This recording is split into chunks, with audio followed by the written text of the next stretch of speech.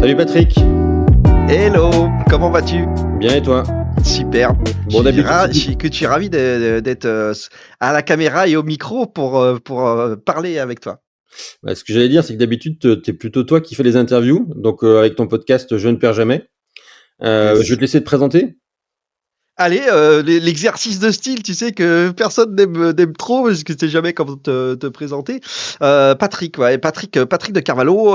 Alors effectivement, je suis un homme, jusqu'à preuve du contraire, c'est le cas. Papa, mari, voilà, j'ai des 3 enfants. Je suis un entrepreneur également et depuis très longtemps et je dirais même depuis toujours, puisque j'ai 50 ans et dont 26 ans d'entrepreneuriat. Donc, ça commence à faire un petit peu.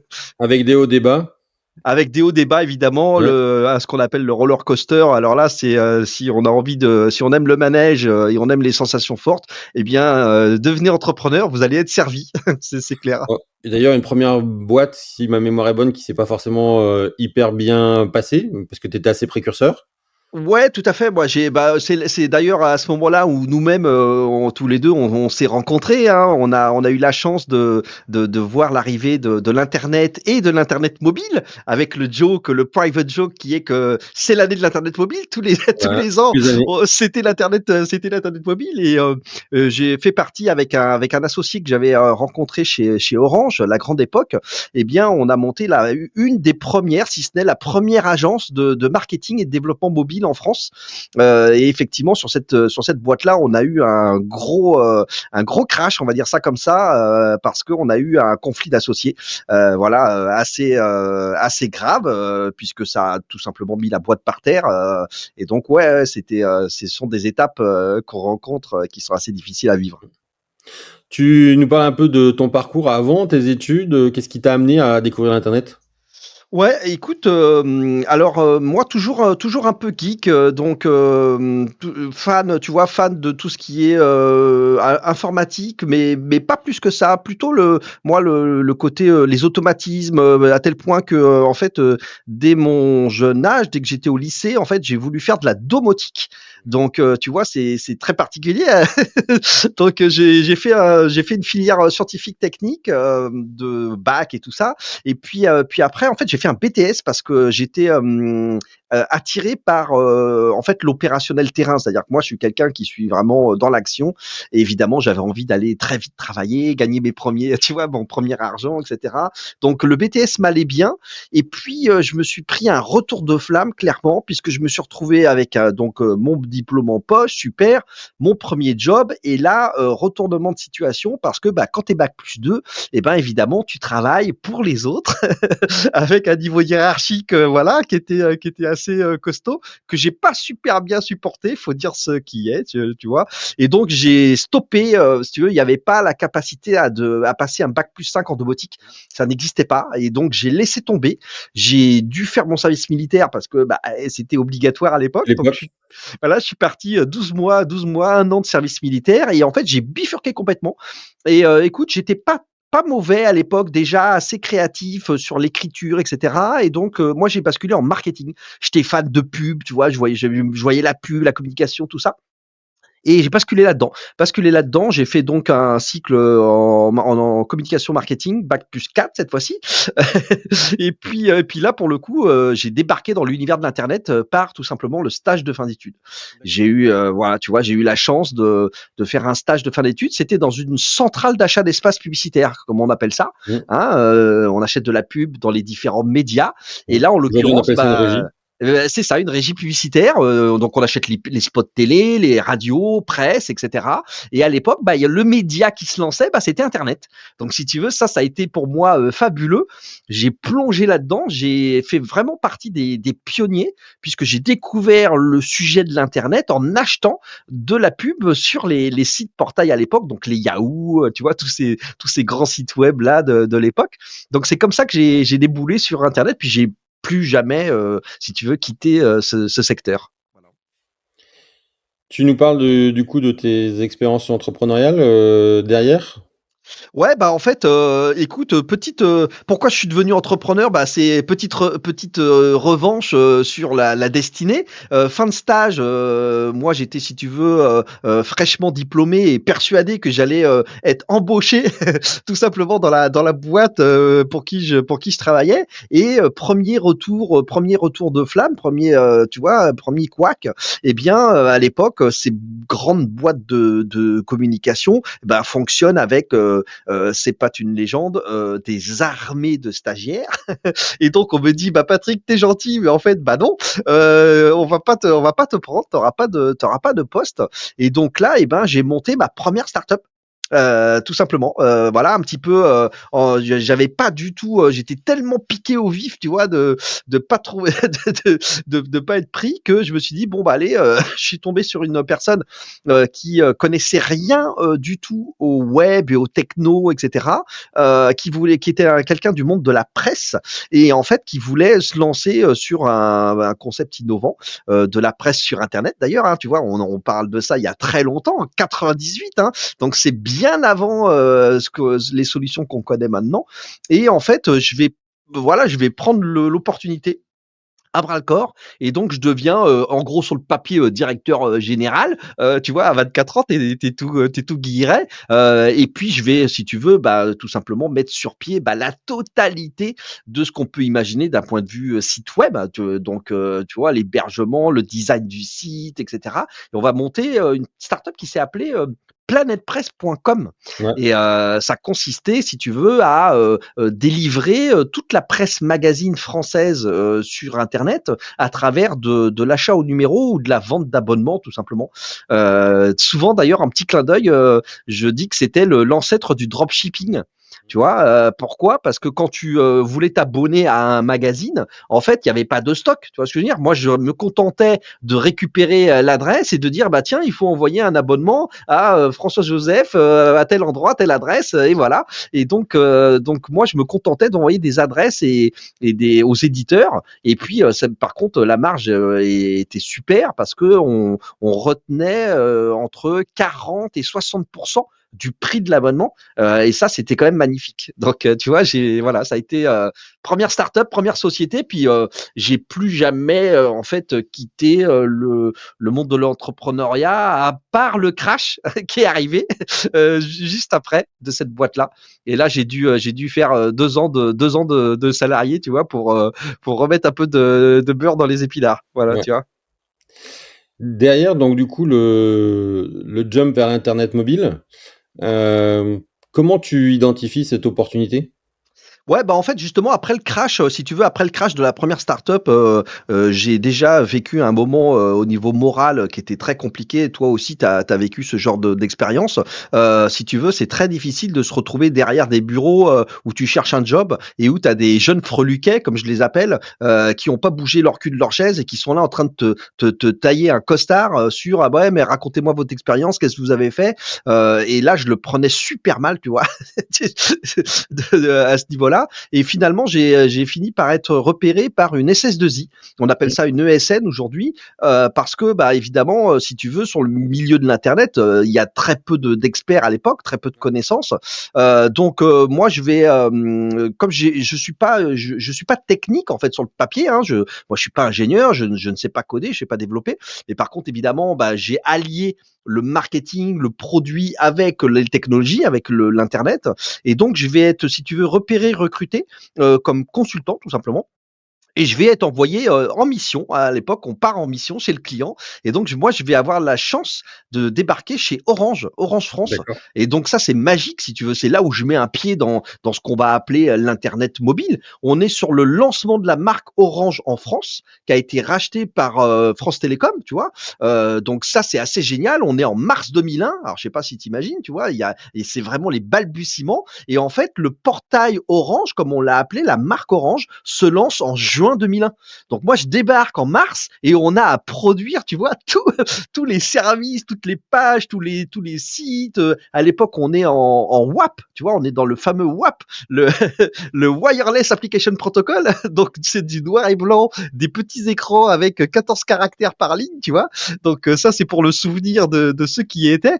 Et donc, c'est comme ça que je vais débarquer dans l'Internet mobile. Et donc, je vais avoir une chance inouïe. Ça va être de concevoir et de participer à l'ensemble des services qu'on peut connaître aujourd'hui. C'est-à-dire qu'on invente la VOD sur mobile, les services d'actualité, les résultats du loto. Ça a l'air tout con, mais on est sur des technologies qui évoluent. Le WAP se transforme en XHTML, tu vois.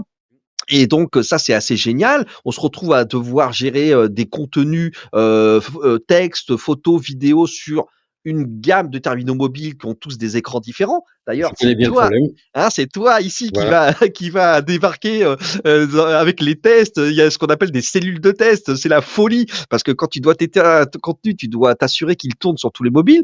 Donc c'est vraiment la folie. Et puis en fait, ce qui va se passer, c'est que je vais vivre l'arrivée de l'iPhone. Parce que les gens ont peut-être oublié, mais en fait, Orange va avoir l'exclusivité de la commercialisation et du lancement de l'iPhone en France. Donc, ils passent un deal avec Apple. Les autres opérateurs n'ont pas l'iPhone, c'est que Orange qui l'a. Et donc ça va être magique. L'iPhone, c'est lancement en 2007. Juin 2007, et en fait, tu as l'Apple Store qui va débarquer un an après, été 2008.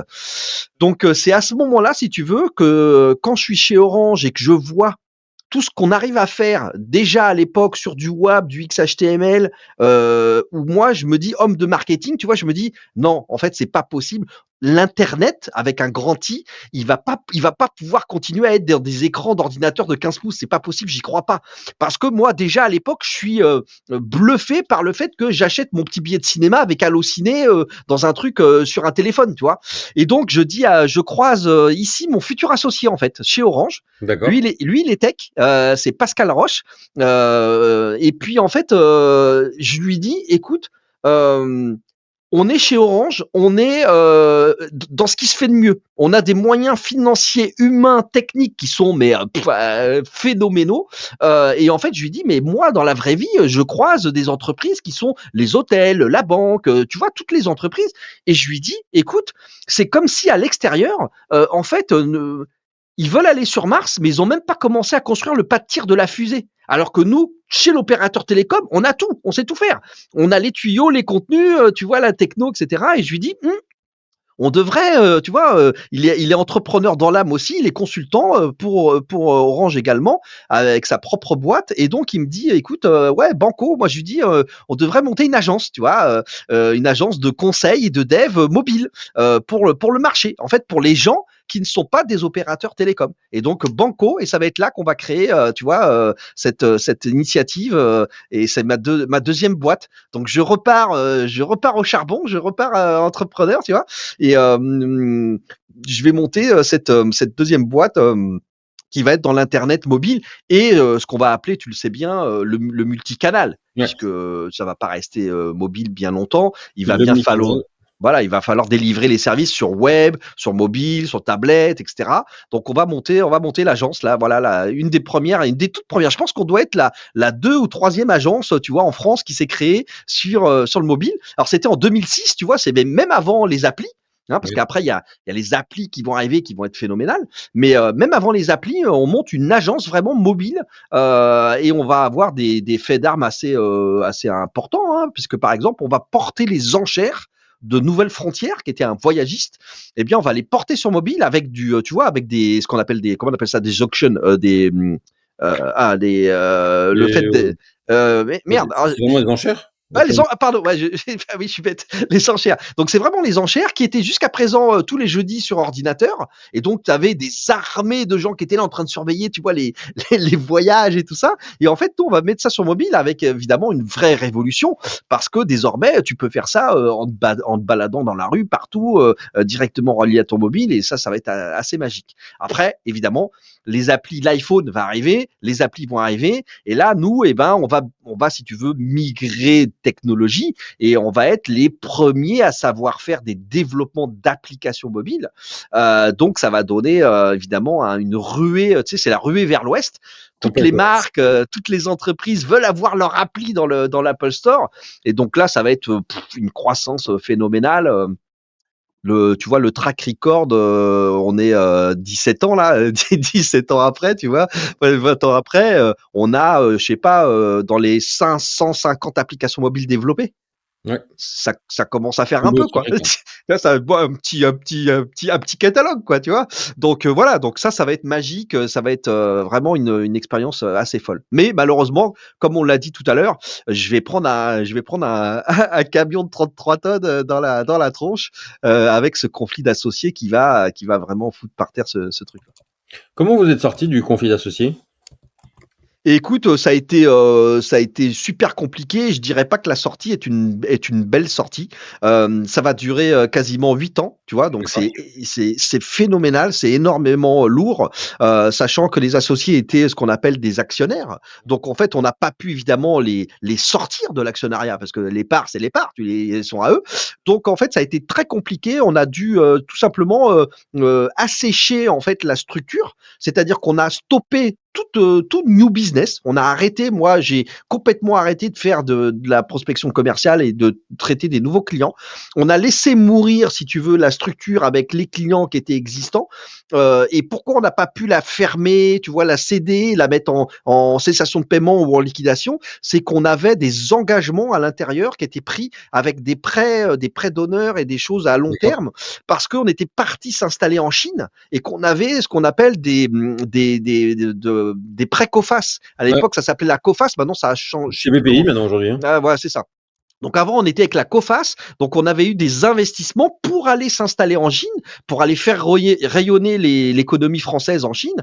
Et donc, si tu veux, bah, le problème, c'est que si on arrêtait, si on fermait la boîte, bah, en gros, il fallait rembourser les sommes qu'on nous avait prêtées. Donc, c'était juste pas possible. Donc, on a dû maintenir, si tu veux, pendant 8 ans, eh bien, cette structure-là. Et en parallèle à cette structure-là, bah, avec Pascal Roche, qui est resté mon associé, qui était je dirais mon pote face aux deux autres, eh bien, on a remonté d'autres sociétés, si tu veux, parallèles, avec une problématique que je ne souhaite à personne, qui consistait à générer 2 ou 3 fois le chiffre d'affaires qu'on faisait avant. Pourquoi? Mmh. Parce qu'il fallait alimenter les dettes. Tu vois ce que je veux dire? Nous, on voulait pas être en dette et on en avait. Donc, on a dû maintenir à zéro et à l'équilibre la structure sur laquelle on était en conflit et générer le chiffre d'affaires pour bah, tout simplement vivre sur les autres structures.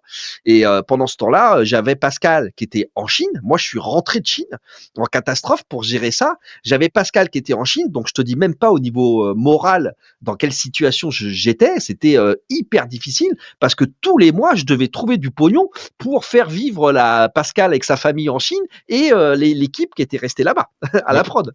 Tu vois. Donc ça a été ouais, ça a été super super compliqué. Et puis, écoute, on a fini par donc effacer toutes les dettes. Et à d'accord. ce moment-là, on a fait ce qu'on appelle une liquidation à l'amiable. Tu vois ce que je veux Ouais, dire? C'est-à-dire que c'était propre, il y avait plus de dettes, on avait fini de rembourser les prêts, la COFAS, etc. Donc on a dit, bah ça y est, on peut fermer. Donc on a fermé ces structures-là. Et pendant ces 8 années-là, bah je te dis même pas le conflit à couteau tiré qu'il y a eu avec les autres, que j'avais fait ce qu'on appelle une révocation ad nutum. Donc c'est un ouais. peu du juridique, mais en gros, tu réunis les actionnaires, tu fais une assemblée extraordinaire. Et la chance qu'on avait, c'est qu'on était sur 4 associés. Pascal et moi, on avait un peu plus de parts que les deux autres. Mmh. Et donc, si tu peux, on a pu les révoquer de la gérance. On était dans un statut de société de type SARL. Ouais. Donc, on les a révoqués de la gérance. Et derrière, nous, on n'a plus rien communiqué sur ce qui se passait dans la structure et on a ensuite nous monté deux autres SAS à côté en parallèle pour faire bah, continuer à faire ce qu'on faisait, c'est-à-dire nous on a évolué un peu dans le métier. On était et on est toujours une agence de conseil et de développement numérique ou digital, on Ouais. peut appeler ça comme ça, mais on a commencé à développer nos propres logiciels. Donc le cloud est arrivé, tu connais un peu les Ouais. technologies, le cloud, le SaaS, Software as a Service. Donc on a commencé à éditer des logiciels au départ pour des clients qui nous les passaient commande. Et Mmh. puis après, on s'est dit, ah bah attends, bouge pas, ces services-là, ils sont vachement bien. Et donc, on les a édités en nom propre. Donc, D'accord. voilà, on a sorti comme ça plusieurs logiciels. Et donc, on peut considérer qu'on est devenu aussi un éditeur logiciel. Vous avez du coup, dans les grands logiciels, tu en as annoncé, certains que tu présentes sur LinkedIn. Est-ce que tu peux nous en parler un petit peu? Ouais, il y en a. Écoute, ce qu'on a fait, c'est que on a fait des logiciels qui sont des logiciels que nous, on avait besoin en tant que PME, tu vois. Mmh. Donc en fait, on a fait quoi? On avait, nous étant une agence de gestion de projet, gestion de tâches, bah, la première chose qu'on a fait, c'est qu'on a créé un logiciel de gestion de tâches, gestion de projet, parce qu'on n'était pas content. Donc, pas être content, ça veut dire être mécontent. Donc on était mécontent de ce qu'on avait à notre portée. Il y avait différents logiciels et dont Slack à l'époque déjà. Et donc on va prendre deux trucs qui sont hyper importants pour nous. C'est Mantis Bug Tracker. C'est un truc Ouais, qui sert à suivre les bugs. je me Toi, tu, souviens très bien de cet outil. tu connais ça? Il y a une espèce de montre religieuse en symbole, en logo. Donc Mantis Bug Tracker qui est un truc super, mais j'avoue un peu à la Skoda Lada, tu vois, voilà, avec une ergonomie pas top, très compliqué à utiliser pour des métiers marketing. Parce que nous, une des problématiques qu'on avait, c'est que nos clients étaient pas les gens de la tech, c'était pas des directeurs techniques, c'était pas des équipes tech. Nous, c'était nos clients, c'était les directions générales, direction marketing, direction commerciale. Et donc, évidemment, leur mettre un outil de gestion de tickets hyper rébarbatif dans les pattes, ça passait pas vraiment. Donc, on a créé à ce moment-là un truc qu'on a appelé SMANC, SMANCK. Pourquoi? Parce que c'est la contraction de Slack que tout le monde connaît a priori, hein, qui est une messagerie de gestion de tâches, gestion de projet. Et puis Mantis. Donc Slack et Mantis, hop, on a réuni les deux et ça a fait Smank et on a lancé cet outil qu'on a utilisé évidemment nous pour tous nos projets en interne et qu'on a mis dans les mains de nos clients. Puis à ce moment-là, on a commencé à se rendre compte que bah, les entreprises, les PME étaient effectivement dans le besoin d'un outil tout en un qui réunit de la vue Kanban, de la vue tableau, du déplacement de petits tickets. Tu peux mettre des pièces jointes. On a carrément mis une interface de visio à l'intérieur. Donc, quand tu gères ton projet, tu peux hop déclencher, tu vois, une sorte de Skype. D'ailleurs, Skype va fermer en mai là, en mai de cette année 2025. Donc, tu vois, voilà ce qu'on a fait. On a fait Smonk, premier logiciel. Deuxième logiciel, c'est un truc qui s'appelle Pan, Ouais. P-A-O-N. Pan, c'est pour faire le beau, tu vois, c'est pan comme l'oiseau. Pourquoi? Parce que ça, c'est assez rigolo l'histoire. On rencontre en fait un client qui est Bouygues Construction, un petit acteur comme ça au coin de la rue. Et si tu veux, qui ont une problématique de présentation des propositions d'affaires. C'est-à-dire que c'est des gens qui évidemment sont dans le bâtiment, dans la construction, ils répondent à des chantiers entre allez 5 et 120 millions d'euros de chantier, la division avec laquelle on travaille, et ils nous disent bah en gros quand on doit répondre à un appel d'offres privé, hein, public c'est différent, mais quand c'est sur un appel d'offres privé, on a évidemment beaucoup de problématiques de une équipe très large de 20, 30, 40 personnes qui répond, qui rédigent chacun dans son coin, dans des formats différents. On a les partenaires qui doivent nous envoyer leur partie à eux. Je prends un exemple, Saint-Gobain qui va livrer les vitres du bâtiment. Ben, en gros, c'est l'équipe commerciale de Saint-Gobain qui va donner les éléments de rédaction à Bouygues pour qu'il fasse la propale. Et donc, on se retrouve avec une problématique très complexe bah, clairement, vous avez compris, ils se retrouvent avec des documents qui mettent dans des classeurs. Souvent, c'est 8 classeurs de 150 pages chacune. T'imagines? Donc, c'est un bordel sans nom. Et en fait, ils nous disent, bah, en gros, quand on a fini de récupérer tous les éléments papier, plans 3D, PDF de tout, eh ben, en gros, je vous le résume, ils se font une semaine de pizza coca nuit blanche avec deux ou trois assistantes qui se font ce qu'on appelle de la mise en page. Donc, qui se tapent des centaines d'heures de je mets au propre, je mets en gras, je mets en typo taille 14, taille, c'est un enfer sur terre. Tu vois, c'est un truc pas possible. Et donc, on va créer Pan, qui est plateforme d'appel d'offres numérique, PAON, qui va être un outil en no code click and play qui va leur permettre tout simplement à plusieurs connectés en ligne 24/24 7 jours sur 7 et ben de produire en gros du slide, tu vois, du slide internet. Et donc du slide internet, bah finalement c'est quoi? Bah c'est un site web en fait. Donc en fait, sans le vouloir, on va créer en fait un CMS, un Content Management System ou service, appelez ça comme vous voulez, qui va permettre à des équipes commerciales, marketing, techniques, sans aucune connaissance technique, tu n'as pas besoin de connaître le HTML ou quoi que ce soit, et ben tu vas mettre en page tout simplement voilà ce que tu as à raconter. Et donc c'est un outil qui va devenir un outil préféré par les par les équipes commerciales notamment, qui si tu veux quand ils prospectent, quand ils font de la relation client, et ben en fait aiment pas du tout faire les devis et les slides, tu vois. D'accord. Eux ce qu'ils aiment c'est c'est aller au contact du client, faire les pitchs, etc. Mais alors après se taper la propale c'est pas franchement leur tasse de thé. Et là en fait ils vont se découvrir une capacité à être hyper autonome et à faire du beau en fait, hein, du beau, de la qualité, un truc c'est cliquable, t'envoies 200 pages, tu t'en fous parce que c'est cliquable par un sommaire et tu en 2 secondes t'es au bon endroit à la bonne page, c'est multimédia. Donc en fait, les commerciaux se retrouvent à se dire, avec nos conseils, à dire ah mais oui, mais en fait, je peux faire une petite vidéo face caméra pour parler à mon prospect et lui dire ah bah voilà, cher monsieur, chère madame, voilà la proposition qu'on vous a faite, etc.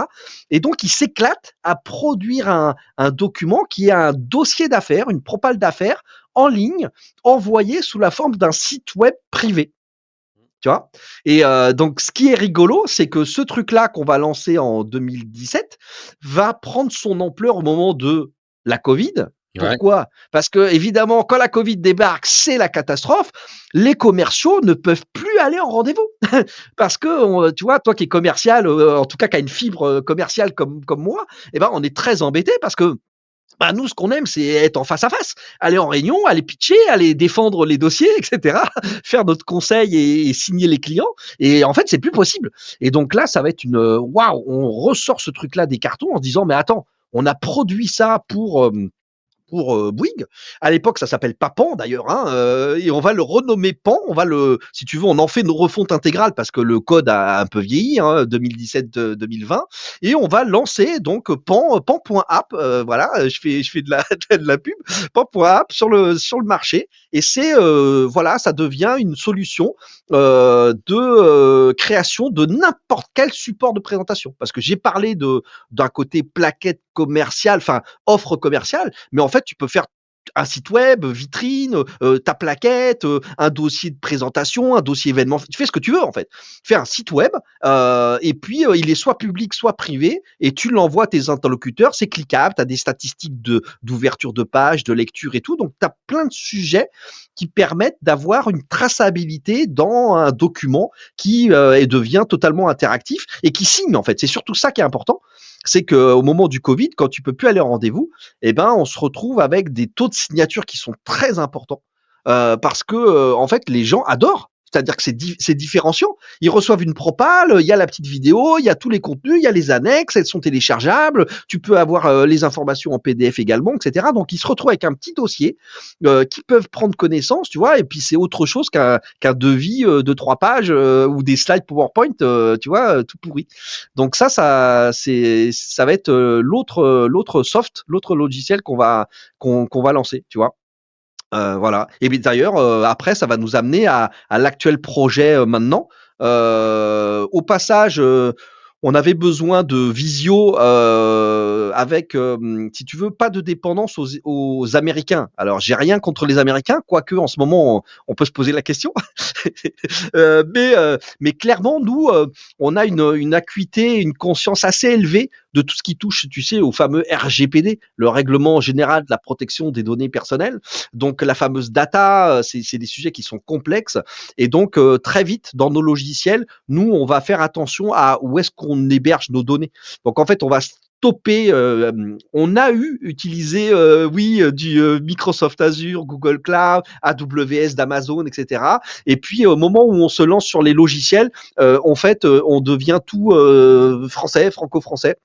Et donc, on va passer intégralement sur du OVH, sur du Scaleway qui appartient Ouais. au groupe C'est Iliad, Iliad, ouais. hein, voilà. Et donc là, on fait plus rien d'hébergement ailleurs. Et donc, pareil pour les outils de visio. mine de rien, avec le Covid, il y a beaucoup de visio. Mmh. Donc en fait, les gens te parlent de Zoom ou Zoom, un peu de Teams maintenant. Et nous, ça nous embête pas mal parce que mine de rien, bah, c'est américain et que ta conversation enregistrée à la caméra, bah, tu sais pas trop si elle est pas, tu vois, je veux dire, s'il y a écrit Comex de groupe Total année 2025, bon, bah, nous, on se pose des questions, tu vois, à se dire, est-ce que finalement, on est bien privé, quoi. Est-ce que les 100% données, privé ou à moitié voilà. privé, quoi? Voilà, est-ce qu'il y a un petit coup de NSA qui se balade par ici, par là? On sait pas trop. Donc on lance un outil de visioconférence parce qu'on en a besoin. Et donc, on prend une plateforme open source et on rajoute une couche service, une couche logicielle dessus et on lance Go Video Live, tu vois, joli nom, Go Video Live. Et donc, c'est un outil de salle de classe, tu vois, ça fait webinar, ça fait salle de classe, ça fait visioconférence, tu peux l'enregistrer, tout ça sur des serveurs, donc bah, OVH, etc. Donc, fait en France, hébergé en France, voilà. Donc ça, c'est Go Video Live. C'est, on va dire, le troisième SaaS logiciel qu'on a auprès des PME. Alors toujours avec une approche, tu vois. Évidemment, on fait pas ça pour des grands comptes qui sont équipés, qui ont des moyens financiers, technologiques, humains différents. Mais nous, étant une PME, on se rend bien compte que, tu vois, on est souvent les parents pauvres du numérique. Tu vois, on n'a pas Oui. nécessairement les moyens, on connaît pas trop les outils, etc. Donc nous, on va vraiment créer cette boîte à outils vraiment orientée PME qui soit hyper fluide, efficace, avec une ergonomie qui fonctionne nickel, etc. Voilà, c'est vraiment notre credo. Tiens. Et du coup, ça vous amène où aujourd'hui? Eh ben alors, si tu veux, ça nous amène à un sujet qui est qui te plaît aussi parce que je crois que tu l'observes avec beaucoup d'intérêt. C'est que tout le monde, il n'aura échappé à personne que octobre 2022, il y a un peu un Big Bang. Fin octobre 2022, il y a le lancement de ChatGPT 3, enfin ouais 3.5, c'était 3.5, je Non, sais même c'était plus. 3. C'était 3, hein, c'était 3, Ouais. qui consiste à faire quoi? Eh ben, à sortir des labos de recherche depuis 15 ans, hein, parce que ça a pas été inventé en octobre 2022. Hein. Ça fait 15 ans, voire même, on peut même remonter à 30 ou 40 ans ou 50 ans sur les algos et les recherches d'intelligence artificielle. Mais en tout cas, ça sort au grand public octobre 2022. Et à partir de là, bah, entre guillemets, tout va changer. Parce que notamment la partie moteur de recherche va et beaucoup évoluer. En ce moment, Google est très bousculé parce que évidemment, tu n'as pas seulement à travers Google que tu peux chercher des choses. Tu as des moteurs de recherche IA qui ont débarqué, ChatGPT lui-même, Perplexity, Perplexity, ouais, Claude, etc. Mistral, le chat, les Français, etc. Tous, ils ont une fonction web, recherche web. Et donc, ça change beaucoup de choses parce que ça veut dire désormais que, si tu veux, quand tu as un site web ou un contenu sur le numérique, ta manière d'être identifié, trouvé, d'avoir ta réputation, etc., eh ben, malheureusement, elle ne dépend plus autant qu'avant à 80, c'était 80, jusqu'à 94%, hein, d'accord? 94% de la recherche mondiale, c'est Google, d'accord? Jusqu'à présent, c'est en train de baisser, mais c'était quand même ça. Et en fait, on se rend compte d'un truc, c'est que faire du web, un site web seul, bah c'est plus suffisant.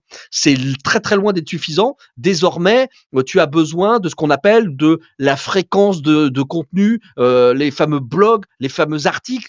Tout revient à la mode. La newsletter revient à la mode, le blog revient à la mode, tu vois. Alors que le blog, toi et moi, on avait des blogs perso, tu 2007. vois, 2007. dans les années 2000, tu vois. Moi, dès le début, j'avais des blogs et tout. Enfin, laisse tomber. Et là, tout ça revient à la mode.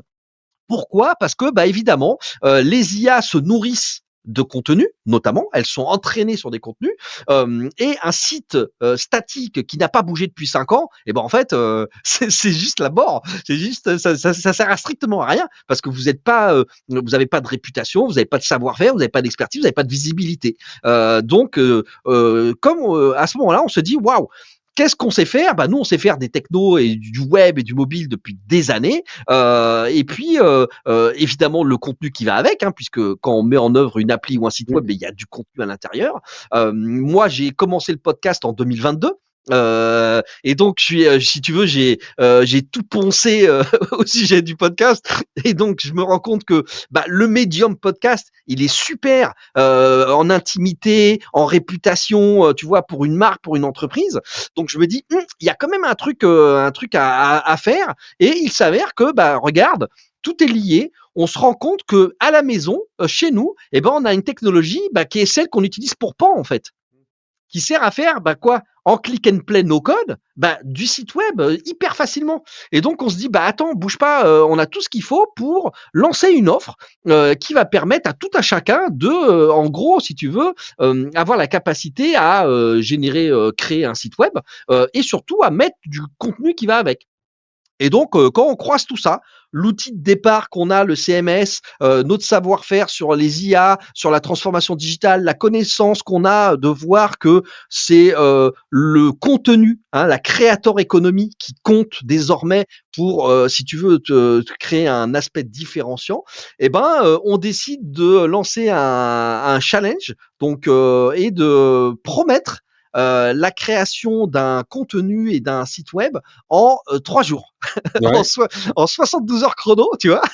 Donc, donc évidemment, en utilisant de la méthode, des process qu'on maîtrise évidemment sur le bout des doigts, et en y ajoutant de l'expertise de contenu et de la vélocité. Hein. D'ailleurs, la société qui sous-tend tous ces projets, toutes ces marques-là, c'est Apps Velocity, tu vois, qui porte bien son nom, qu'on a créé en 2012. Donc en 2012, on crée Apps Velocity qui porte tous ces produits, tous ces services.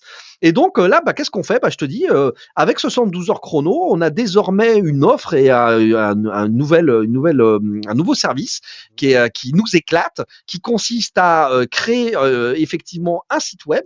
Alors attention, c'est pas un Shopify, c'est pas un site de 120 pages, etc. C'est ce qu'on appelle un site vitrine, un site catalogue. Ça peut faire une vingtaine de pages, mais c'est pas voilà, c'est pas un site d'e-commerce par exemple avec 5000 produits. Mais par contre, c'est un site d'entreprise, d'indépendants, d'entrepreneurs, de consultants indépendants. Voilà, c'est un peu ça la cible, les PME, notamment industrielles. Et surtout, le site seul sert à rien parce que nous, on prône et on y ajoute en fait une newsletter, des articles récurrents. Tu vois, à fréquence hebdomadaire, et la même chose pour un podcast de marque et d'entreprise qui va te permettre de prendre la parole et de renforcer ton expertise et puis ta réputation. Et donc, c'est ce package, alors soit à la carte, soit le tout, tu vois, l'entreprise choisit ce dont elle a envie, que on met en œuvre et qui nous permet d'aller chercher tout simplement des leads, hein, qu'on parlons peu, parlons bien. De quoi on parle? On parle que les entreprises ont besoin de clients et que les clients, les chercher, les trouver sur le web, eh bien, il y a des techniques de outbound marketing, prospection, emailing, aller les chercher. Et puis il y a les techniques de inbound marketing qui consistent à faire venir à soi, tu vois, avoir de la visibilité, et que les clients, en fait, quand ils viennent te contacter, limite ils t'ont déjà choisi. Tu vois, on est d'accord. ils t'ont déjà vu, ils t'ont déjà vu sur Google, ils t'ont déjà vu dans des articles, ils t'ont déjà vu dans des podcasts. Voilà, tu as toute cette espèce de inbound marketing où en fait ils ont fait leurs recherches, et qu'on s'entende bien, toi et moi, on est des experts de la vente B2B. Aujourd'hui, regardez, quand vous allez acheter une voiture, quand vous arrivez dans la concession, vous en savez plus que le vendeur sur la bagnole. Parce que, parce que sur Internet, vous avez tout, C'est tout tout. épluché, Mmh, tout ce qu'il faut. Et c'est pareil dans le B2B, en fait. Les mmh. acheteurs aujourd'hui, clairement, ils attendent pas de vous rencontrer en rendez-vous pour se faire convaincre. Donc, pour faire ça, pour combler si tu veux, cette problématique et ce fonctionnement désormais de la vente B2B, eh ben, ça consiste à ce que vous soyez absolument présent, irréprochable, avec de la présentation, de la creator economy, donc délivrer votre expertise sous la forme de multimédia, multimédium. Donc les articles, c'est un médium, la newsletter, c'est un médium, le podcast, c'est un médium. Donc c'est tout ça qu'on délivre dans cette offre 72 heures chrono, avec une ambition qui est à 4 ans de créer une des premières agences d'agents IA, parce que le podcast, on le crée avec de l'IA. Les articles, on les crée avec de l'IA. Les agents IA, un support client, un petit chat message 24-24, 7 jours sur 7, tous ces sujets-là, on les fait avec de l'IA pour apporter évidemment bah, de la valeur à la PME, pour qu'elle transforme ses visiteurs, eh bien, en clients. Voilà ce qu'on fait actuellement, tu vois. Tu, tu vois ça, tu vois ça s'adresser à quel type de société et comment évoluer les choses? Alors, très clairement, nous, depuis le début, on est positionné, on l'a dit, sur les PME. Ouais. Donc, clairement, on est vraiment David contre Goliath. Je considère que les grands comptes, ils ont des moyens financiers, humains, techniques qui sont, voilà, et clairement, comme je le disais, ne nous trompons pas, les grandes boîtes, les Big Five, les cabinets de conseil, les McKinsey, Capgemini, et cetera, ça fait des années qu'ils travaillent sur ces sujets-là. Donc, clairement, moi, je vois ça pour tout simplement les indépendants, les Mm. entrepreneurs, les consultants et les PME, les petites PME, il y a petites et moyennes Ouais. entreprises. Et en fait, eux, ces gens-là, ils sont pas outillés. Eux, ces gens-là, ils sont un peu perdus à la fois sur le plan stratégique, le plan intellectuel. Waouh, Mm. les IA, hein, il y en a pas qu'une. C'est Mm. les IA. Comment, qu'est-ce que je fais? Comment ça bouleverse mes RH, ma production, ma com, mon marketing, tout. En fait, Mm. tous les pans d'une entreprise vont être bousculés par les IA et clairement une PME elle sait pas nécessairement par où de dérouler la pelote de laine quoi. C'est plus Donc c'est compliqué. dans ce sens-là, tu vois que nous on leur dit écoutez, on vous met le pied à l'étrier. Pourquoi? Parce que le contenu, c'est plus facile à comprendre, tu vois. Mm. Comprendre que tu produis des articles, du podcast, une newsletter, etc. Tu passes par l'étape de créateur économie et ça t'emmène vers les agents IA, tu vois, les agents intelligents qui vont répondre au support client, qui vont faire. Aujourd'hui, on travaille sur, par exemple, des agents conversationnels en langage naturel. Ça, c'est magique. Tu vois ce que je veux dire? Il y a beaucoup de clients qui se plaignent, qui disent ah bah ouais, on me répond jamais, je débarque sur le site, je remplis un formulaire de contact, il se passe rien, etc., etc. Là aujourd'hui, une PME comprend très vite que son niveau de satisfaction client, tu vois, il va directement être impacté par la capacité à délivrer ce petit agent IA qui va connaître les données de l'entreprise. Hein, tu éduques cet agent avec les données de l'entreprise et cet agent va répondre à tous les visiteurs, tous les questionnements qui peut y avoir. Alors en B2B, tu vois, ça peut être des données qui sont reliées au système, aux ERP, on appelle ça comme ça, des PME, et ils sont capables de dire à un moment donné, ok, la livraison, mon camion, il est à tel endroit, tiens, envoyer un email automatiquement à tel agent, etc. Donc en fait, on est sur le mélange des agents IA avec des Des automatismes, invitations. hein, de l'automation, j'ai pas le mot en français, mais en gros des automatismes qui vont être capables de répondre et de délivrer les services. Donc ça, les PME, franchement, c'est eux qui en ont le plus besoin parce qu'ils n'ont pas nécessairement les moyens et les visions stratégiques, tu vois, pour y basculer avec le risque avéré. Hein, on le voit déjà, nous, depuis plusieurs années et mois, depuis 2022, là, ça bouge à une vitesse qui est inimaginable. Ouais, je pense que c'est c'est toute la différence entre l'ère du mobile et l'ère actuelle de l'IA, c'est que le mobile c'était lancé par les startups, Internet était lancé par les startups, l'adoption était générée par des startups. L'IA, les grands groupes sont déjà présents, les grands partenaires des groupes sont bien exactement, meilleurs que beaucoup de startups, bien et sûr, c'est très difficile pour des petits acteurs d'aller clairement. récupérer les gros marchés. Et donc du coup, autant s'adresser en fait derrière à des PME. Je partage en fait cette analyse stratégique. Oui, d'ailleurs, François, on parle tous les 2, on est présents beaucoup sur LinkedIn je sais que toi aussi, tu es, comme moi, un petit peu agacé, par, un sujet qui est tout le temps, en surface et superficiel, de voir des petits, indépendants te parler de l'IA, mais de manière grand public en fait. Pour des entreprises. Et en fait, ça, enfin, je veux dire, c'est que de la surface. Franchement, c'est n'importe quoi. Tu peux pas te dire qu'une entreprise, même une PME, elle va fonctionner avec les 50 prompts gratuits pour faire je ne sais quoi, quoi. C'est pas comme ça. Je veux dire, une IA, des IA dans une entreprise, c'est des sujets qui sont bien plus complexes que ça. La data, les serveurs, l'hébergement, le modèle de langage, où est-ce que partent les données, est-ce que tu installes un Mistral sur tes serveurs à toi, et comment tu fais pour avoir des GPU, des puissances de calcul, sans envoyer les données chez ChatGPT ou autre, quoi. Et c'est pas simple parce que tu as des process d'entreprise, des process humains, les RH, les données, les ERP, les bases de données, les flux de données dynamiques. Et donc c'est pas prompté, quoi. C'est pas prompté de ChatGPT qui va faire tourner une entreprise avec une IA, quoi. On est d'accord. C'est pas ça du tout, quoi. Donc c'est vrai qu'il y a, moi je suis assez dérangé par ça, et j'essaye de prendre la parole justement pour contrer un peu ce truc-là, parce que ça fait beaucoup de mal au secteur. Certains chefs d'entreprise de PME, de PME, donc petits, peuvent penser à tort que ouais, l'IA, ça va, c'est facile, je vais commencer par récupérer les prompts et je vais le mettre dans l'IA, alors que si tu es une petite entreprise qui fabrique des chaussures, je sais pas où, au Portugal ou ailleurs, tes prompts là, ils servent à que dalle. Hein. C'est pas ça, hein, implémenter une IA dans une entreprise. Hein.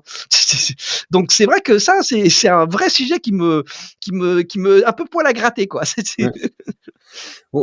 Tu parlais aussi, et on en parlait un petit peu en off en préparation, et on s'est arrêté à ce moment-là dans nos discussions, c'est l'expérience.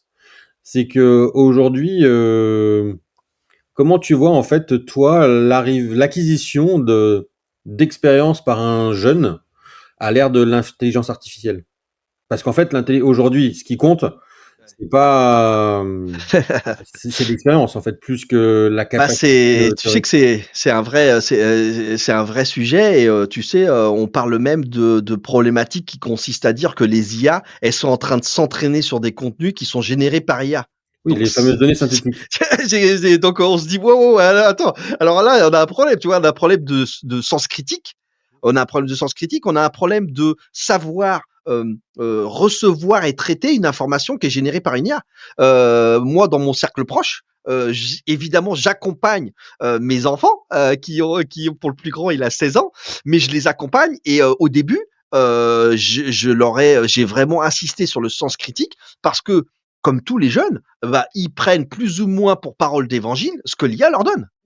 Tu vois, c'est-à-dire que ouais, bah c'est bon, ce qu'elle m'a donné comme réponse là, c'est bon. Et donc le phénomène, c'est très compliqué. Donc ouais, moi j'ai tendance à dire que ça pose beaucoup de problématiques, et des problématiques qui vont augmenter en ampleur. Tu vois ce que je veux dire? On peut se poser d'ailleurs des questions sur les sujets de l'éducation, le système d'éducation, d'école, universitaire ou autre, c'est une vraie problématique. On a des problématiques qui s'enchaînent avec l'accès au monde du travail, l'accès au revenu universel. C'est un vrai sujet, parce que ça va pas aller en diminuant. On va avoir de l'IA qui s'intègre de plus en plus dans de la robotique, dans de la productivité, de la production, et dans des emplois et dans des jobs. Et donc là, tu te dis: «Waouh, OK, comment on fait?» Donc dans ces cas-là, il y a pas photo depuis, l'aube des temps. Il y a pas meilleure solution que mettre les mains dans le cambouis. C'est-à-dire que, tu vois, c'est pas théorique. C'est-à-dire que parfois, je vois passer justement toujours ces livres blancs, ces guides sur gna gna gna, comment faire ci, comment faire ça avec l'IA, et tu te rends compte que la plupart du temps, les personnes récupèrent ce livre blanc ou ces prompts, et en fait ne vont pas les faire, ne vont pas les utiliser. Mmh. Se contente de la théorie, se contente de dire: «Ah ouais, ça y est, je sais par cœur vous raconter un prompt. Est-ce que tu l'as utilisé? Ouais, non, j'ai pas fait». Bah ouais, mais en fait, ça, c'est la pire, la pire erreur à faire. C'est-à-dire qu'aujourd'hui, il y a pas photo. Personne, en fait, d'ailleurs, pour la petite histoire, petit clin d'œil sur les prompts. On nous a dit désormais, il y a un nouveau métier, c'est celui de prompt engineer. Il faut savoir prompter. Mais en fait, aussi vite tu savais prompter, aussi vite ce métier-là, entre guillemets, c'est pas une expertise qui est pérenne, et ça a déjà disparu. Pourquoi? Il y a ChatGPT Voice qui est arrivé, d'accord? Et donc, moi, qu'est-ce que je fais? Eh ben, moi, aujourd'hui, j'utilise les IA à la voix. Je pars marcher, d'accord? Mmh. Je pars marcher, et en fait, je suis pas en train de prompter là. J'ai pas de savoir-faire en écriture. Alors bon, si j'en ai, mais j'ai pas de savoir. Tu vois ce que je veux dire? J'utilise pas du tout l'écrit ou le clavier. Non, les interfaces aussi sont en train d'évoluer. Et en fait, finalement, si tu sais parler, si tu sais dialoguer avec une IA, et ben en fait, tu peux obtenir des choses. Donc moi, mon meilleur conseil là-dessus, par rapport à cette jeunesse qui se fait tailler des shorts, hein, appelons un chat, c'est elle-même de plonger à bras le corps là-dedans et tester, faire, essayer, l'utiliser. Il n'y a pas de secret. Sans compter que après, on parlait des entreprises. Évidemment, tu peux avoir une expertise ou une expérience sur tel ou tel IA. Pour autant, tu vois, tu vas pas savoir avoir l'expérience sur comment on implémente une IA dans un système de recrutement RH pour une entreprise, puisque tu as l'expertise de l'IA, mais tu n'as absolument pas la compétence ou l'expertise sur les RH. Ouais. Tu vois, donc il faut distinguer l'IA, on va dire, dans le sens universel, dialoguer, obtenir des informations sur tout, et puis les IA appliquées euh, au sujet. Le sujet de la RH, le sujet de la productivité, le sujet du transport, le sujet de la discipline du secteur d'activité. Tu vois ce que je veux dire? Comment tu appliques des IA dans une boulangerie, dans une usine, dans une entreprise de service? Donc là, on a une vraie problématique et en fait, ça veut dire quoi? Ça veut dire que tu dois continuer finalement à apprendre la discipline qui t'intéresse, RH, scientifique, labo, marketing, communication, cette discipline-là, il n'y a pas de secret. Il faut bien que tu l'apprennes. Et en parallèle à ça, en duo, eh bien, aide-toi de l'IA, maîtrise bien les IA, les sujets de l'IA, parce que c'est ceux qui vont être, je dirais, parfaitement au fait de comment ça fonctionne et comment ça s'utilise, qui vont remporter, je dirais, la course, quoi. Tu vois, entre Moi, quelqu'un qui est avec IA et quelqu'un qui est sans IA, ah bah laisse tomber. Tu vois, t'as je intérêt à te pense, mettre au. moi, ma vision, c'est que sur les prochaines années, on va revenir à une ère du compagnonnage. Tout à fait. Où en C'est une gros, très très belle idée. parce qu'en fait, un jeune aujourd'hui qui arrive sur le marché du travail, il y a cette problématique que tu expliques. Mais en fait, aujourd'hui, si tu regardes, les statistiques parlent d'elles-mêmes, hein. C'est 30% d'offres de stage en moins, 30% d'offres de junior en moins. On recherche de l'expertise. Donc en fait, pour arriver à acquérir cette expertise, un jeune diplômé par définition est en dehors du marché. Comme aujourd'hui, on a la même problématique avec C'est vrai. les seniors qui sont mis de côté. On a de plus en enfin, c'est les insiders qui ont le pouvoir pour maintenir enfin, ma vision, c'est que pour maintenir les jeunes, on va devoir réinventer le compagnonnage. L'alternance est une des façons, mais n'est pas suffisante. Les stages, c'est pas quelque chose de pérenne. Donc, si on n'est pas dans un co-apprentissage en permanence, ça va être problématique pour un jeune de se faire son expérience et du coup d'arriver sur le marché du travail. Ce que tu évoques là est déjà présent, est déjà vrai. C'est une véritable problématique. Moi, le premier, je prends beaucoup moins, voire plus du tout, Mmh. de stagiaires et d'alternants par rapport aux années précédentes. C'est un vrai problème parce que sur les métiers que j'appelle les métiers de lettres et les métiers du chiffre, donc tout ce qui est marketing, communication, le marketing digital, etc., les chiffres, la finance, nanana, aujourd'hui, franchement, tu peux obtenir avec les IA des résultats qui sont absolument incroyables. Et donc, en fait, ça devient une volonté d'accompagner, d'aider les jeunes. Mais si pour faire le job qu'ils faisaient avant, ça, tu vois, Oui, c'est d'accord. fini. Ça, c'est fini. Aujourd'hui, tu prends plus un alternant ou entre guillemets un stagiaire, la plupart des entreprises le font. Hein. Normalement, évidemment, c'est fait pour accompagner, pour éduquer le jeune au niveau des apprentissages. Mais on sait tous très bien que on fait faire du boulot tout à fait normal aux stagiaires et aux alternants. Tu vois ce que je veux dire? C'est une réalité, quoi. Il y a le Sauf que droit du ben, travail et la pratique, on est d'accord. voilà, c'est ça. Et exactement. Donc évidemment que ça c'était le cas. Et c'est vrai qu'aujourd'hui, il va vraiment falloir s'accrocher. Il va vraiment falloir avoir une volonté d'accompagnement, d'apprentissage des jeunes, parce que sinon, si c'est sur l'aspect réalisation de compétences pures, en fait, ils sont déjà dépassés, quoi. On est d'accord. Ils sont déjà dépassés. C'est un vrai sujet de société qu'on voit pas venir. Ah Parce que bah, l'IA va pas piquer du travail à ceux qui sont dans le métier, elle va les augmenter, mais elle va piquer du exact. travail à ceux qui n'arrivent pas à rentrer sur le marché. Exactement, exactement. Alors, nous en plus, moi peut-être un peu plus que toi qui suis dans une évolution de métiers qui sont liés à la tech, au code, à l'informatique, il faut bien comprendre qu'aujourd'hui, c'est le plus flagrant. Les progrès sont les plus flagrants sur la partie code et code informatique. Aujourd'hui, moi, les développeurs seniors qu'on a, en fait, ils étaient déjà bons, ils étaient déjà seniors, mais quand l'IA est arrivée, ils sont passés dans la stratosphère. Ils sont partis sur Mars, quoi. C'est-à-dire que quand tu es déjà doué, quand tu aujourd'hui avec l'IA, mais c'est une folie, quoi. Ça me fait toujours d'ailleurs rigoler quand je vois des gens qui disent ah oui, je ne sais pas coder, puis j'ai fait une appli en 2 minutes et tout ça. Ouais, d'accord. Alors imagine quelqu'un qui sait coder. Tu vois ce que je veux dire? Ça me fait rigoler cette approche du style désormais il n'y a plus besoin de codeurs, etc., etc. Ouais, ok, on va se calmer quand même. Euh, mais Va c'est demander aux banques s'ils ont plus besoin de développeurs COBOL. Je pense que les IA ne sont pas encore à ce niveau-là. On est d'accord, mais c'est vrai que c'est absolument magique. Moi, qui baigne dans l'univers des applis depuis des années et qu'en ai fait beaucoup, et j'ai été très frustré moi pendant longtemps parce que quelqu'un comme moi qui suis marketing, tu vois, moi je suis marketing, je suis produit, j'ai des idées, mais je ne sais pas coder. Moi, je ne sais pas coder en iOS, en Android, Java, etc. J'étais très frustré. Maintenant, c'est vrai que waouh, il y a un champ des possibles pour moi qui devient magique parce que j'ai l'expertise et la compétence de conception produit et c'est vrai qu'aujourd'hui, en fait, on peut obtenir des applications qui sont codées par des outils comme Bolt, Sûr. Cursor. Il y a Lovable Mm. aussi Ouais. qui vient de sortir, etc. Il y a plein d'outils, mais c'est absolument fabuleux. Ouais, c'est. Je pense que de toute façon. Tu vois, il y a un vrai sujet et le sujet de l'éducation, il est central. On Mm. a une problématique éducation et donc travail. Mm. Éducation, travail, emploi, on est sur des logiques complètement folles. D'ailleurs, tu sais, François, pour pas être dans ce carcan intellectuel qui est très parfois angoissant.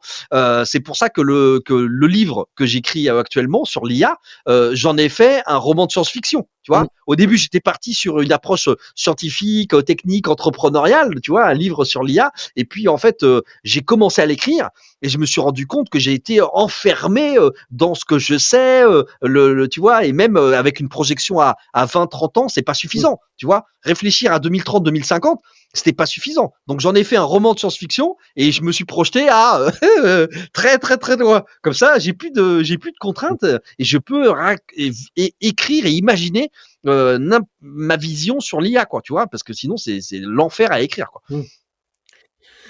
Tu cours après quoi, Patrick, aujourd'hui? Pouf, oh là là, je cours pas nécessairement après quelque chose parce que j'ai déjà trouvé une forme de vie qui me convient super bien. C'est-à-dire que la passion, le plaisir de faire les choses, le bonheur, ça c'est déjà quelque chose que je vis vraiment au quotidien. Par contre, je pense que je cours sur, tu vois, la connaissance et 1000 vies en fait. Souvent je dis, je voulais être acteur de cinéma. Quand on me demande qu'est-ce que tu voulais faire, pourquoi? Parce que bah, j'ai une soif et une curiosité insatiable. Et donc en fait, le cinéma me permettait de me dire waouh, je vais faire plein de rôles et donc je vais vivre toutes les vies. Je vais pouvoir être ce que je veux. Et en fait, j'ai pas fait ça. J'ai pas fait acteur de cinéma. Et souvent on me dit bah ouais mais Patrick, mais quand on regarde ton CV ou ton profil LinkedIn et tout ça, c'est un truc à tomber par terre. Il y a des projets dans tous les sens et tout ça. Et malheureusement, ou heureusement pour moi, en tout cas, moi je m'éclate, bah, je cours après tout ça. C'est-à-dire que je cours après tous ces projets-là, sans m'éparpiller, je veux pas faire de concessions. En fait, je veux pas dire ah non, mais tu dois en faire qu'un seul et pas deux ou trois ou quatre. Bon, en l'occurrence, j'en ai une bonne douzaine de projets en parallèle, mais parce que voilà, parce que je cours après ça, je cours après l'action, être sur le terrain, partager, vivre, transmettre, c'est vraiment ça qui m'anime et c'est pour ça que j'ai lancé le podcast d'ailleurs tu vois, en 2022 avec ce mantra qui est je ne perds jamais. hein, soit je gagne, soit j'apprends. Donc Ouais, c'est Mistral. l'apprentissage, quoi. Hein, c'est vraiment le succès. C'est vraiment aujourd'hui. Moi, j'ai 50 ans, et donc, si tu veux, je suis bien engagé sur ce principe de dire, ok, ça va être quoi ma trace? Qu'est-ce que je vais laisser? Comment j'ai de l'impact et quoi après moi? Et donc, c'est pour ça que je cours après ça. Je cours après la transmission, le partage, la connaissance dans l'absolu. Je pense que c'est un peu ça qui m'anime. Quelle croyance limitante tu avais en début de carrière que tu as réussi à dépasser? Euh,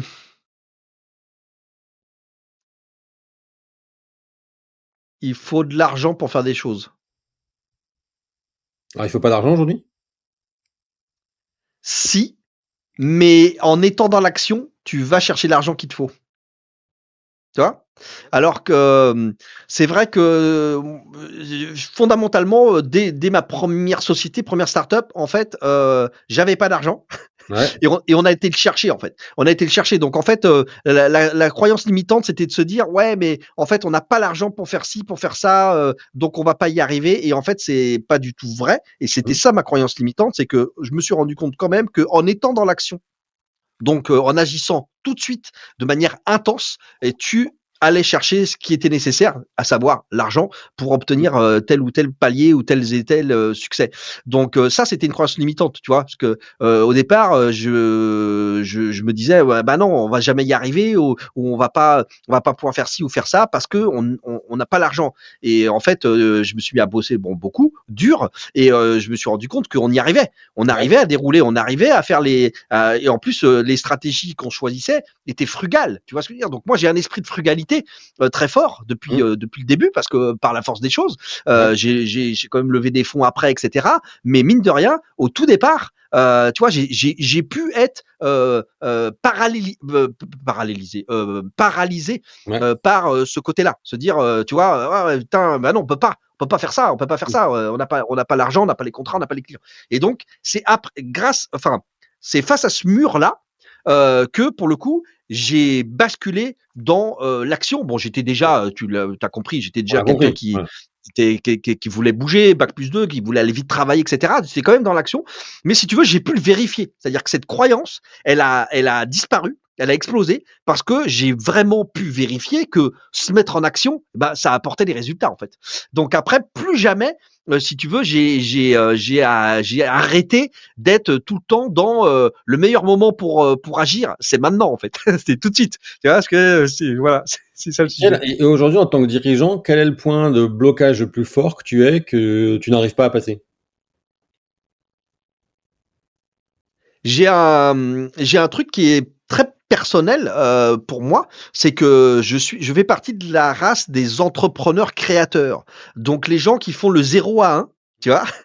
Toi, tu as fait le 1 et Un plus, peu plus, mais pas beaucoup plus, et mais un peu un peu plus. plus, et c'est vrai que ça, c'est des difficultés pour moi. Parce que quand je dois leader, tu vois? Je suis un très bon leader d'idées, et cetera, ça, pas de souci, mais gérer, tu vois? Gérer, manager, c'est pas pareil.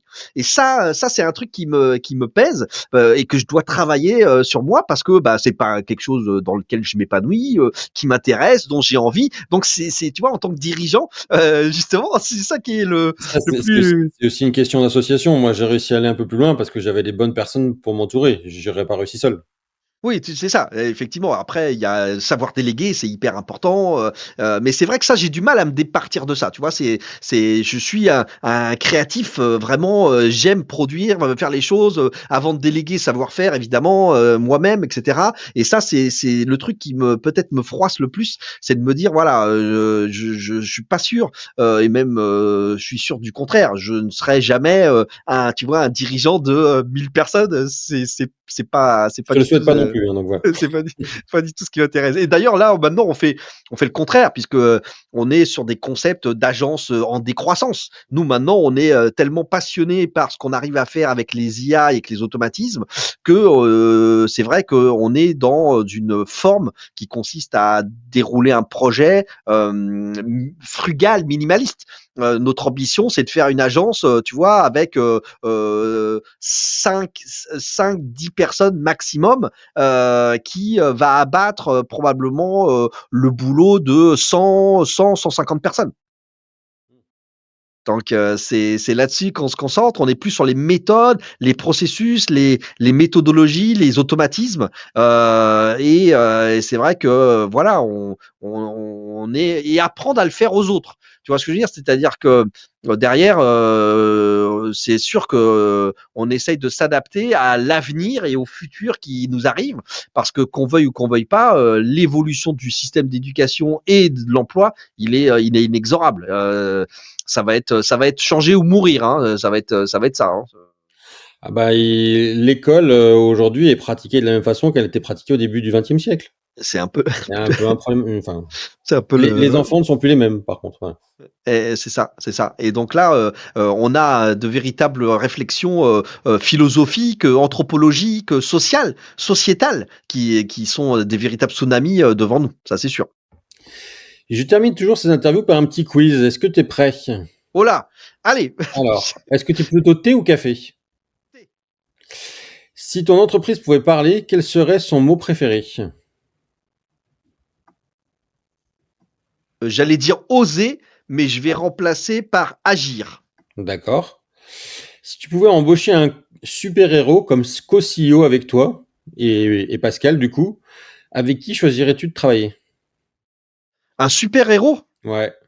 Ou un héros, comme tu pourrais. Euh, Wonder Woman. Ah, pourquoi? Parce que j'adore les femmes. Non, je Ouais, déconne. Non, mais parce que si tu veux, je fais beaucoup d'interviews d'entrepreneurs femmes. ouais. Et moi, j'ai pas eu cette chance d'avoir une co-CEO, une entrepreneur, une associée femme. Mais en les interviewant, je découvre qu'elles ont vraiment des approches et des réflexions, tu vois, que je trouve très complémentaire à mon caractère ou à mon Mmh. profil. Et j'aurais bien aimé avoir, tu vois, un œil, une pensée, une réflexion qui soit celle d'une femme pour diverses raisons, parce que je pense que qu'on veuille ou qu'on veuille pas, elles ont pas du tout les mêmes sensibilités, compétences, et j'aurais bien aimé ça. Tu vois, j'aurais bien aimé avoir une femme à mes côtés pour bosser. Je crois que toi, tu l'as eu, non? C'était le cas, ouais, ouais. Ah ouais. Je partage complètement. Partage complètement ton avis et tout. Et après, je pense que la société aujourd'hui fait que opposer hommes et femmes dans la communication, là où c'est une erreur, c'est qu'il faut savoir s'associer et travailler ensemble. Voilà. Ouais, de toute façon, ce qui compte, c'est la compétence. Je veux dire, homme ou femme, on s'en fout. Enfin, tu vois, moi, J'ai fait je fais un pas très de, bon un article qui m'a beaucoup plu, mais ouais, à écrire, mais qui n'a pas eu du tout d'écho sur le fait que le business était non genré et que la compétence était non exact. genrée. Voilà. Donc, Exact, voilà. Mais après, c'est vrai que tu vois, dans la vie de tous les jours, notamment moi, j'ai eu à gérer, mine de rien, tu vois, des licenciements, hein. 2 fois dans ma vie d'entrepreneur, j'ai licencié 2 fois 15 personnes, hein. Donc, c'est bon, si toi, tu as vécu ça aussi, tu sais que pas à ce niveau-là. c'est pas facile. Tu vois? Et là, typiquement, ben, moi, je pense que dans ces cas-là, encore une fois, je parle de sensibilité, mais ça donne un genre. Mais c'est pas qu'un homme peut pas être sensible, mais clairement, on n'a pas les mêmes réflexions, le même état d'esprit de par notre physique, notre sexualité, tout simplement. Enfin, et moi, je pense que j'aurais bien aimé à ce moment-là avoir comme ça les femmes que j'interviewe là, elles ont vraiment des réactions qui sont pas du tout celles que moi j'aurais eues, tu vois. Et je me dis, waouh, tiens, telle personne m'a raconté ça au cours de son interview, et je trouvais ça incroyable, des trucs auxquels elles avaient pensé, qui moi m'avaient pas effleuré l'esprit. Mmh. Donc je pense qu'elles ont, voilà, c'est tout à fait intéressant. Et moi, par contre, je m'attache, comme tu dis, à pas du tout faire de cas entre hommes, femmes, entrepreneurs, avec un E ou pas à la fin. J'en ai d'ailleurs autant de femmes que d'hommes interviewés, et c'est toujours un super moment avec eux à passer, au-delà du genre, hein. Je suis Question du quiz après. Si ton entreprise était une saveur de glace, elle serait de quel parfum? melon, Pourquoi? parce que les deux fruits que j'adore le plus, c'est melon et fraise. D'accord. Voilà. Et melon, écoute, je trouve, alors il faut qu'il soit bon le melon, On est mais d'accord. parce qu'il y a melon et melon. Mais justement, c'est-à-dire que c'est subtil de trouver un goût juteux, et je trouve que un melon qui est parfait, enfin qui est un bon melon, t'offre une palette de goûts, de couleurs, de sensations qui correspond bien si tu veux, comment dire, le champ des possibles d'une vie et de l'entrepreneuriat. Donc, moi, j'adore le melon. J'adore le melon. C'est vraiment un truc Quelle qui, pourrait être la chanson hymne de Apps Velocity? euh, Bo- Bohemian Rhapsody des Ah ouais? Queen. Ouais. Parce que tu vois, parce que reconstruction, remettre en question en permanence le modèle, des envolées lyriques, enfin, la diversité, l'agilité, tu vois, l'adaptation changeante.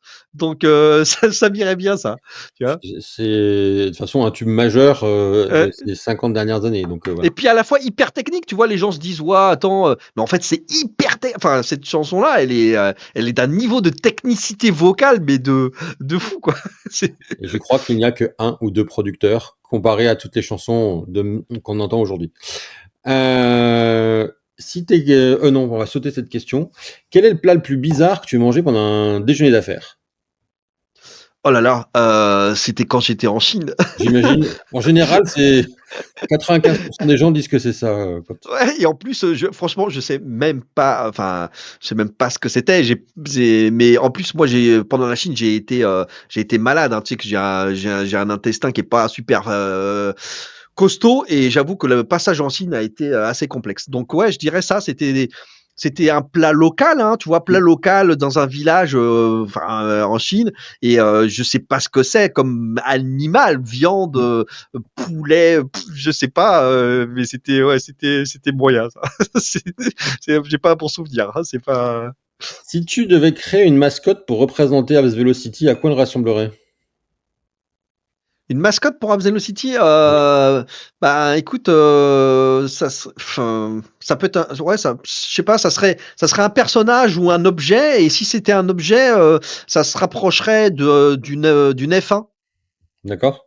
Pourquoi? Parce que évidemment on est sur la vélocité, sur la vitesse, mais en fait on est à la fois sur quelque chose qui est extrêmement puissant, rapide, mais Mm. très technologique. Tu vois, je veux dire, il n'y a pas plus technologique qu'une F1, mine de rien, et les gens se rendent pas compte, mais rouler, avancer à ces vitesses-là, avec ces technologies-là, c'est un niveau de risque qui est en Je- fait majeur. Quoi. La moindre pièce, la moindre truc peut faire une catastrophe. Et je trouve ça, voilà, je trouve ça assez. Donc ma mascotte, ça serait ça, ça serait un truc lié à soit un personnage, soit un véhicule qui se rapprocherait de l'univers de la F1, qui est pour moi évidemment, moi qui suis fan de pilotage et tout ça, bah, évidemment c'est l'excellence, c'est la catégorie reine à tout point de vue, hein. Pilotage, technologie, etc., etc. Quoi. Si tu peux voyager dans le temps, à quelle période aurais-tu aimé entreprendre? Dans le futur. D'accord. Dans le futur, je suis extrêmement frustré, je sais pas si c'est le mot, mais en tout cas, j'aimerais avoir 20 ans maintenant et pas 50 ans. D'accord. Parce qu'il y a trop de choses à explorer, et moi qui suis fan de, Oui, mais tu 20 vois, ans avec l'expérience que tu as aujourd'hui, c'est surtout ça. ah ouais, c'est ça, c'est ça. C'est là, franchement, je trouve ça le bac à sable, tu vois, je parle souvent de cette expression-là. Le bac à sable, il est juste géant, quoi, incroyable. Ce qu'on peut faire là maintenant, toi et moi, quand on a vécu l'arrivée de l'internet et de ces technologies-là et du mobile et tout ça, là, l'IA robotique et quantique, Mm. l'IA logiciel, l'IA hardware, hein, parce que les gens comprennent pas Ouais. que on est passé des IoT, Internet of Things, les objets connectés, à des objets connectés, oui, mais surtout intelligents. Ouais. Donc ça va tout changer en fait. Hein. Donc l'IA logiciel, l'IA hardware, la robotique et le quantique, ce sont les trois, tu vois, les trois couches du millefeuille qui Mm. sont absolument fabuleux pour Mm. notre futur. Est-ce que tu es plutôt McDo ou gastro? Je suis plutôt gastro. Est-ce que tu es plutôt lundi matin ou vendredi soir? Ah je suis tout moi. Moi je suis les 2 moi.